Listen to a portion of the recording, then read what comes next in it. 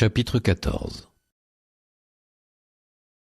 La fête de la Pâque et des pains sans levain allait avoir lieu 2 jours après.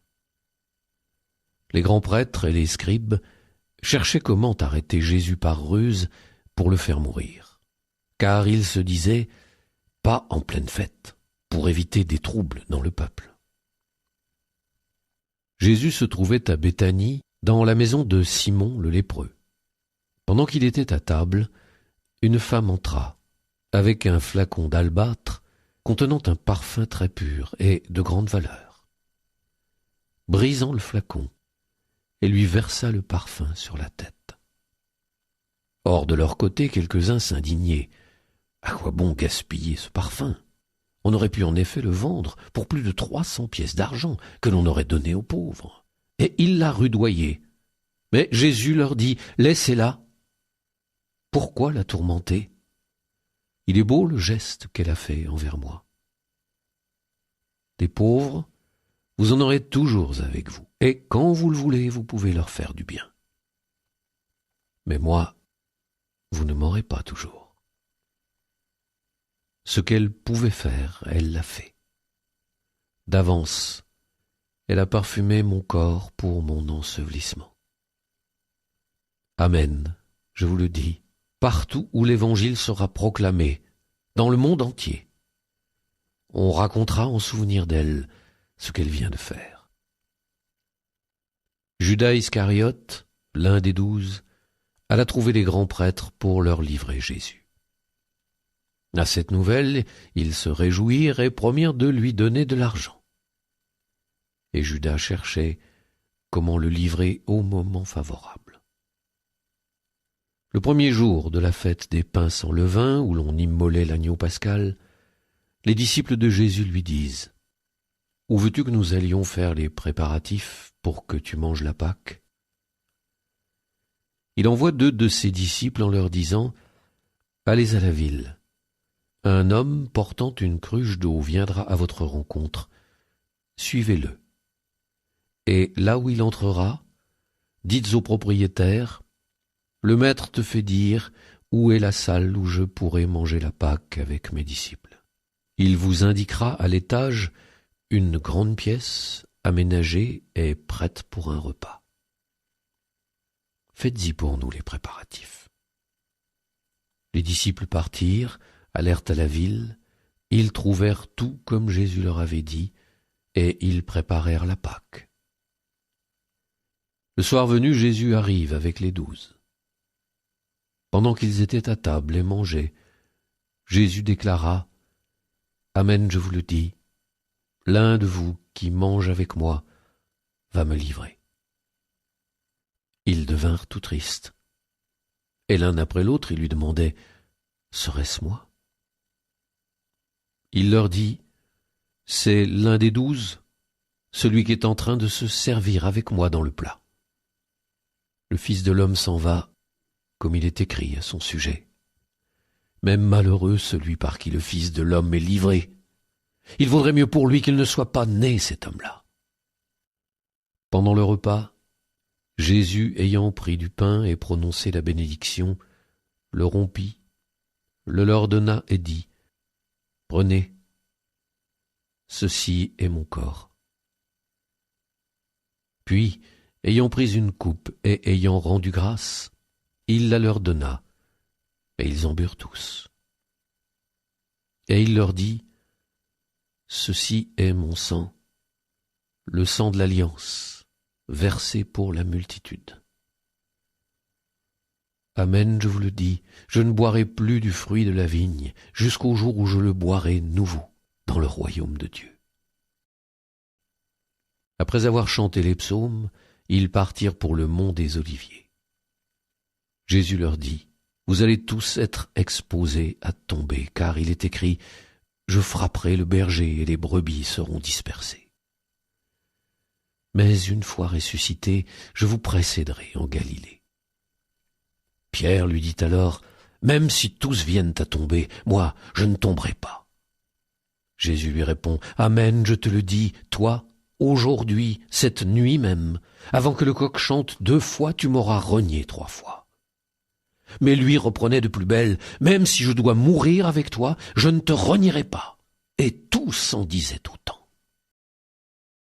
Ils parviennent à un domaine appelé Gethsémani. Jésus dit à ses disciples, « Asseyez-vous ici, pendant que je vais prier. » Puis il emmène avec lui Pierre, Jacques et Jean, et commence à ressentir frayeur et angoisse. Il leur dit, « Mon âme est triste à mourir. Restez ici, éveillés. » Allant un peu plus loin, il tombait à terre et priait pour que, s'il était possible, cette heure s'éloigne de lui. Il disait, « Abba, Père, tout est possible pour toi. Éloigne de moi cette coupe. Cependant, non pas ce que moi je veux, mais ce que toi tu veux. » Puis il revient et trouve les disciples endormis. Il dit à Pierre, « Simon, tu dors? Tu n'as pas eu la force de veiller seulement 1 heure? Veillez et priez pour ne pas entrer en tentation. L'esprit est ardent, mais la chair est faible. » De nouveau il s'éloigna et pria en répétant les mêmes paroles. Et de nouveau il vint près des disciples qu'il trouva endormis, car leurs yeux étaient alourdis de sommeil. Et eux ne savaient que lui répondre. Une 3e fois il revient et leur dit, « Désormais vous pouvez dormir et vous reposer. » C'est fait, l'heure est venue. Voici que le Fils de l'homme est livré aux mains des pécheurs. Levez-vous, allons. Voici qu'il est proche, celui qui me livre. Jésus parlait encore, quand Judas, l'un des 12, arriva, et avec lui une foule armée d'épées et de bâtons, envoyés par les grands prêtres, les scribes et les anciens. Or, celui qui le livrait leur avait donné un signe convenu. « Celui que j'embrasserai, c'est lui. Arrêtez-le et emmenez-le sous bonne garde. » À peine arrivé, Judas, s'approchant de Jésus, lui dit, « Rabbi !» et il l'embrassa. Les autres mirent la main sur lui et l'arrêtèrent. Or, un de ceux qui étaient là tira son épée, frappa le serviteur du grand prêtre et lui trancha l'oreille. Alors Jésus leur déclara, « Suis-je donc un bandit pour que vous soyez venus vous saisir de moi avec des épées et des bâtons ? Chaque jour j'étais auprès de vous dans le temple en train d'enseigner, et vous ne m'avez pas arrêté. Mais c'est pour que les Écritures s'accomplissent. »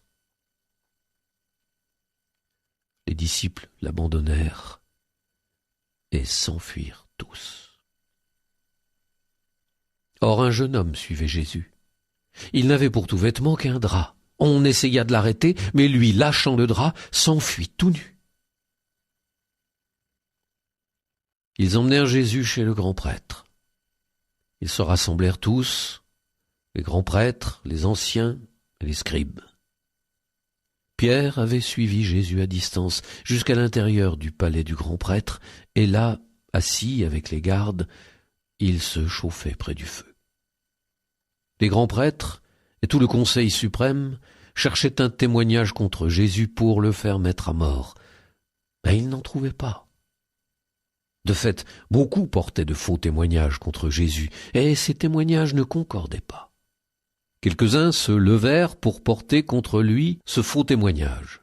« Nous l'avons entendu dire, je détruirai ce sanctuaire fait de main d'homme, et en 3 jours j'en rebâtirai un autre, qui ne sera pas fait de main d'homme. » Et même sur ce point, leur témoignage n'était pas concordant. Alors s'étant levé, le grand prêtre, devant tous, interrogea Jésus.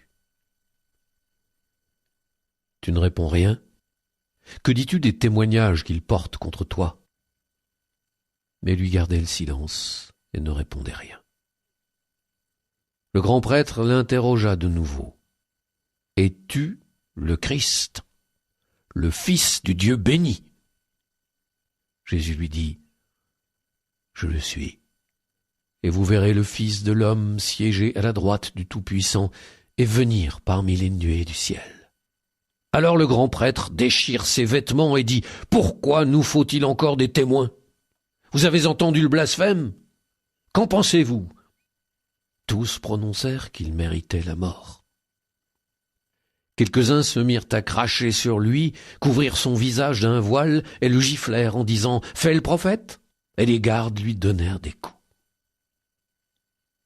Comme Pierre était en bas, dans la cour, arrive une des jeunes servantes du grand prêtre. Elle voit Pierre qui se chauffe, le dévisage et lui dit « Toi aussi, tu étais avec Jésus de Nazareth ?» Pierre le nia. « Je ne sais pas, je ne comprends pas de quoi tu parles. » Puis il sortit dans le vestibule, au dehors. Alors, un coq chanta. La servante, ayant vu Pierre, se mit de nouveau à dire à ceux qui se trouvaient là « Celui-ci est l'un d'entre eux. » De nouveau Pierre le niait. Peu après, ceux qui se trouvaient là lui disaient à leur tour « Sûrement, tu es l'un d'entre eux. D'ailleurs, tu es galiléen. » Alors il se mit à protester violemment et à jurer « Je ne connais pas cet homme dont vous parlez. » Et aussitôt, pour la seconde fois, un coq chanta. Alors Pierre se rappela cette parole que Jésus lui avait dite « Avant que le coq chante 2 fois, tu m'auras renié 3 fois. » Et il fondit en larmes.